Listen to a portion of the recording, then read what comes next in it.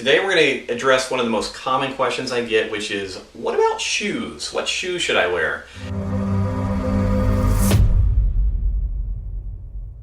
And what brought this up actually was on April Fool's Day, we got this great email advertisement from one of our favorite barefoot running shoe companies. And it went on about this new shoe that they've created and has, all kind of technological advancements, etc. And really it was a spoof. Because what they were trying to show people and remind people is that we've been trying for the last 30 years or so to create shoes that better engineer the foot, when in reality the best thing that we have for walking is what we were born with. We just have to make sure that they're healthy and strong. So I'm going to go over just a couple of quick things about shoes, and then from there we're going to talk a little bit about training your feet and ways to begin thinking about this to improve not only your balance but your overall health. So in Z Health, people ask us all the time, okay, what kind of shoes do you recommend?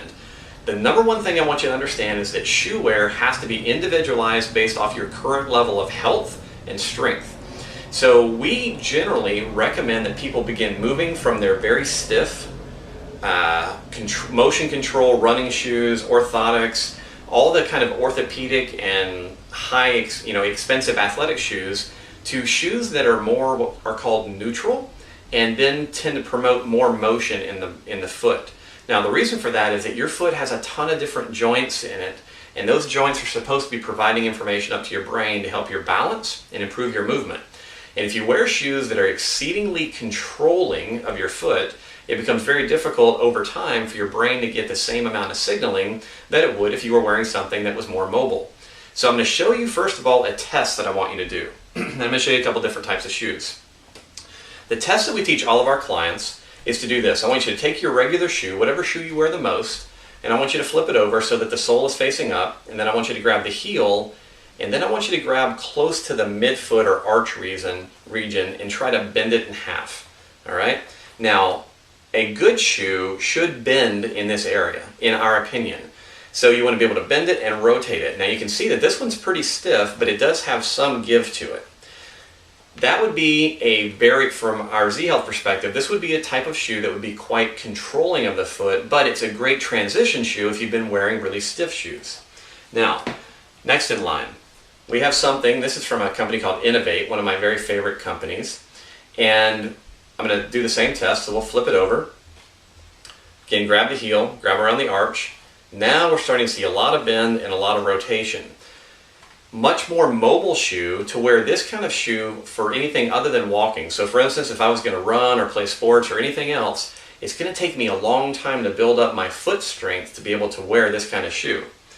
All right, but a great target. And then last but not least, I have these little shoes I love. They're basically a leather barefoot moccasin, and they can be rolled up and put in your pocket if you want to carry them around. Now, here's the most important point.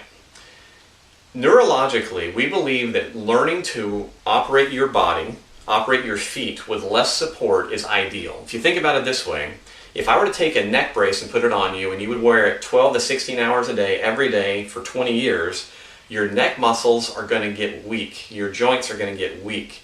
Even if I were able to put your neck in the perfect position, whatever that is, the control provided by the neck brace would really cause deterioration over the time.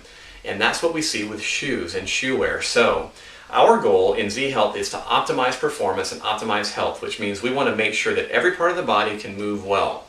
So if you're going to begin transitioning out of your very stiff shoes to something that allows more mobility in your feet, you need to make sure that you're exercising your feet.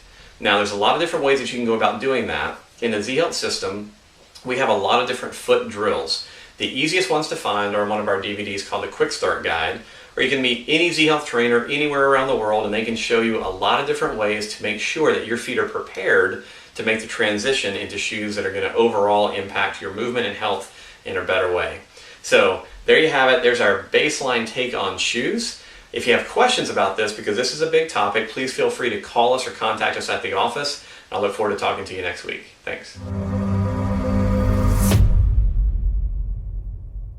All right, everybody, we're going to shoot a couple of blogs. We're going to shoot one blog. Just one, sorry.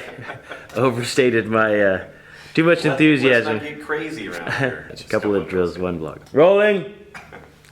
Hope you like my deep voice.